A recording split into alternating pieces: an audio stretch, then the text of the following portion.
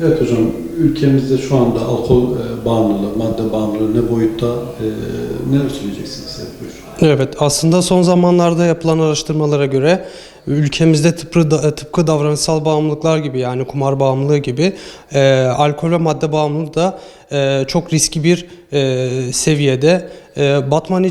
Batman özelinde aslında konuşmak gerekirse burada tıpkı davranışsal bağımlılıklar gibi çokça madde bağımlılığı ve alkol bağımlılığı danışanımız gelmekte. Bu noktada aslında bu bağımlılıklarla alakalı mücadele noktasında çoğu zaman ailelerimiz bu noktada nasıl bir süreç yürüteceğini bilmiyor. Burada işte aslında Yeşilay Danışmanlık Merkezi'nde bizler burada hem psikoterapi sürecini hem de aileleri burada aile görüşmelerine dahil ederek bu bağımlılık sürecini aslında biraz da ailelerle çalışıp aslında bağımlılığın öncelikle ne olduğunu biraz da aslında öğreniyoruz. Burada alkol ve madde bağımlılığında aslında sadece burada psikoterapi süreci değil, biraz da ilaçlı süreci de bir destek olarak aslında birçok yerde kullanıyoruz. Birçok aile bu noktada nereye başvuracağını bilmiyor.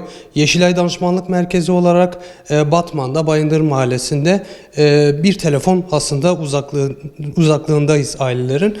Tabii kişi maalesef alkol veya madde etkisindeyken araç kullanabiliyor veya sosyal ortamlarda birçok kavgaya neden olabiliyor. Araç kullanırken trafik kazalarına, ölümlü kazalara neden olabiliyor. Bu noktada yine dediğim gibi bununla mücadele noktasında aslında kişi veya aile bireyleri bu noktada bir destek almak istiyorlarsa, iyileşmek için bir adım atmak istiyorlarsa Yeşilay Danışmanlık Merkezi olarak burada hazırda bekliyoruz. Burada aslında alkol ve maddenin kişiler üzerinde bir etkisi de var. Kişi bağımlılık sürecinde maalesef bu algı yönetimini tam manasıyla yürütemiyor. Burada öncelikle kişi bağımlı olduğunu kabul etmiyor. Bu süreçle alakalı aslında farkındalık öncesi evre olarak aslında bu kişiyi burada tanımlayabiliyoruz. Bizim buradaki öncelikli hedefimiz buradaki psikoterapi sürecine dahil edip kişiyi öncelikle farkındalık öncesi evreden farkındalık evresine getirip kişiyi bırakmaya yönelik aslında bir hazırlık sürecine götürmek. Burada destekleyici unsur olarak aslında biz burada duruyoruz. Buranın öncelikli aslında başlangıç kısmı biraz da kişide başlıyor. Kişi bırakmak istiyorsa, bunun kararını aslında biraz da vermişse bu süreç biraz da aslında böyle bu şekilde ilerliyor. Evet, son zamanlarda biraz daha çok bu davranışsal bağımlılıklarda kumar bağımlılığı biraz da aslında daha fazla başvuru sayısı daha yüksek.